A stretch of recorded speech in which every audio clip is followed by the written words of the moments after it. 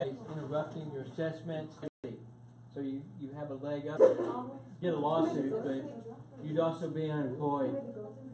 You know, you definitely get fired over that one. Director or medical control stuff, but talk to a nurse and the nurse gives you, I say this because confidence in your voice. He has to hear that, or she has to hear that in order to allow you to do something. You have to collect your thoughts and get those. So you speak with it because we want that care to. Your patient should know, all right, in their circumstance.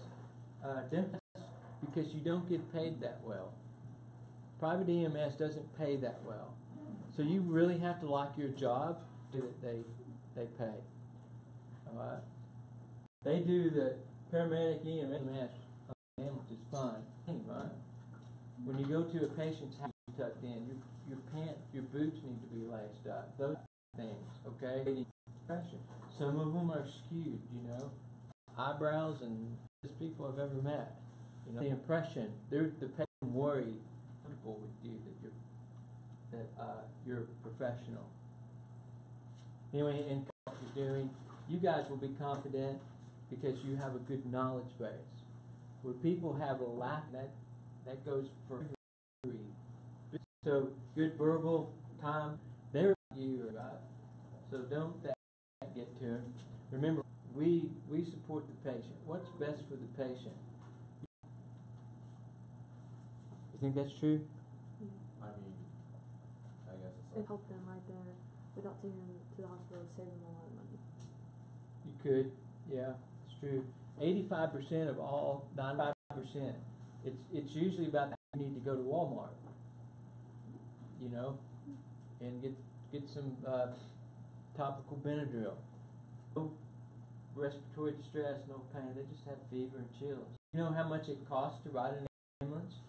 You do the hospital and not do a set of vital signs. I've ran on this guy in Commerce, college student, so you know, excuse him there, right? He had a bug in his ear. And that hurts, by the way. Be like me with the megaphone, get as close as I can. We were standing out at Texas A&M Commerce at one of the dorms, and he goes, "Man, you got to take me to the hospital. You got to take me to the hospital." I'm like, you have a bug in your ear. Yeah, it's killing me. I said, "Do you see that light over there?" I could have walked. Maybe he said, "You want me? You're an adult, so I'll take you if you want to go. But you ask your parents if they want." I could. He goes, "Dad, I know how much the kiddo goes." Some guy came downstairs. So take him to the hospital, right? Get the bug out of his ear. That's what I'm saying. You're on the patient's side. I could have varied $600 to $1,000. I've had patients that were literally dying if you don't go methods. Okay, ethical, but do what's right. Cooperate. Maintain your certification. Okay. Went to Mesquite High and passed the EMT. Just now spent 3 months. Realized they actually need the cert. They need the cert so they can go fly. Wondered. For a babysitter or something, and she ended up the sound like muffled, and lost that happened. Like sorry.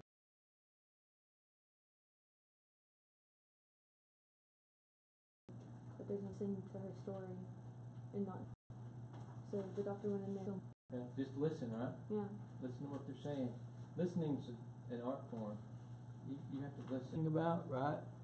And listen to what they're saying without interjecting. You listen to what they say. It is. I'm not a very good listener. I have to work at it. Okay, so to do that. Yeah, sir, you control your certification. So the every state has their own set of rules and regulations. We'll go over that at the end and show you what that is. Medical side, oversight, you have to have a medical director because we're not medical practitioners, okay? So you have to have direct medical oversight, which is the medical director. And what you do, you practice under doctor policies and the medical director. Standing orders is what you can do without asking the doctor. Be a standing order. That means you can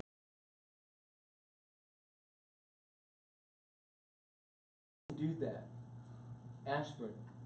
He writes a standing order. Well, actually, in the when I was nitro or whatever, it was after those 5 steps.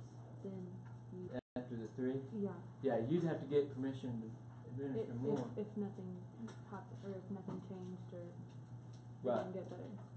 Yeah, but he can give you, or she can give you a standing order, means that you can give this medication without asking.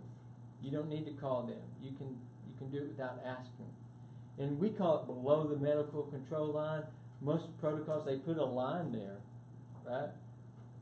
In the protocol, and it's below the line. Everything below the medical, that line, you have to ask. It says you can give nitro or aspirin, oxygen and aspirin, and supportive care. And in the protocol, sometimes you have things that you have to call and ask for. But this is, you can do that without asking. They also provide education. A lot of the medical directors are really involved. So like these guys, I believe they're at a cadaver lab. A lot of the medical directors my medical director took us to the cadaver lab. We were required to do certain skills at the cadaver lab, and he'd check us off, surgical airway. So we would do that. So the medical directors do get quite involved in that. They're paid very well to be the medical director, but they have quite a bit of responsibility. We're required to have a medical director for the class. So QA, QI, this is where they look. I did this for a while. People hated me because they'd run a call, and I'd pull up their chart on the computer, and I'd read their chart. You looked for trends. So if there were trends in their treatment that maybe they need a little education, I would arrange a class, a continuing education. So let's say I saw a trend with them giving blood or if improvement. If you don't have this in your EMS system and you get sued, you're going to lose. But get used to that. They have it everywhere. Hospitals, nurses, doctors, everybody's always looking. Some of the medical directors actually ride out with the crews and an improvement system that's going to improve. We always improve. We check a guy that's always worried about everything. Potential dropping them. So you have to really pay attention to what you're doing, especially across ice or rugged terrain. You slip, drop them. I've only come close once to dropping a patient. Oh, and you just let it keep going down? And I'm sitting here sort of doing this. I'm like going, the legs didn't drop on the stretcher. Help. Can I get a hand here? Out of the ends. And I thought I could lift it. It just went down like this at an angle like that. I mean, she came out. This all happened within about 3 seconds. Okay? Just drop it. I just sort of wrote it down to do a 2-person lift on a heavy patient. I should have known that. Lift changes off the research. Everybody does that. We put car seats in right. We develop protocols. Right? We develop this is a better way to do this, and we get sort of a national input over it. And then the last thing is just public health. We're responsible. We're part of that team. All right. So as a public health, we go out and we promote different things: safety, bluebell, coronary artery disease, bad, kill you. Okay. So stroke, all that. American Heart Association does a lot of that. We're decline the infant mortality rate. Like it's a big part of EMS. So there's just some stuff. Most of the guys I know that in EMS, CP pressure screening. we did this one, Go Red for women. They had like a little display, and they had blood pressure screenings, things like that. Kids come by, look, and actually getting into the EMS sort of system and the ER system. I was on the way to a chest pain call one time, and the community medic got on the radio and said, "Hey, you guys can disregard. That's blah, blah, blah. I'll go out there. She's not having cardiac-related pain." So we disregarded. He went over to her house, and she needed her medicine or something. So they have these different programs, very similar to that. Underprivileged areas, they're talking to people now and sort of discussing, do you need an ambulance?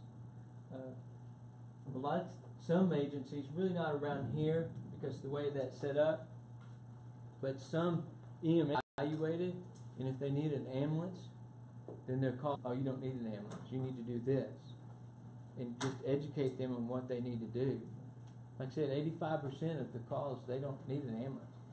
Most of them just need a little bit better education on what to do. Go to Walmart, grab that Benadryl cream. That to the ER that had a rash. A rash, like on their leg. And I would say $3,000 later, they gave her 5 milligrams or 5 milliliters of Benadryl,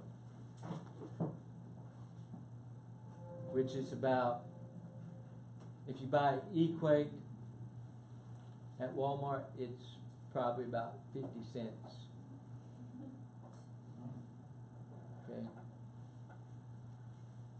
The education, but she got into the system, she got into the ED system, so they had to prevent liability. So a lot of times they'd rather do that, okay? So they talk to you, and there's different ways they're making different ways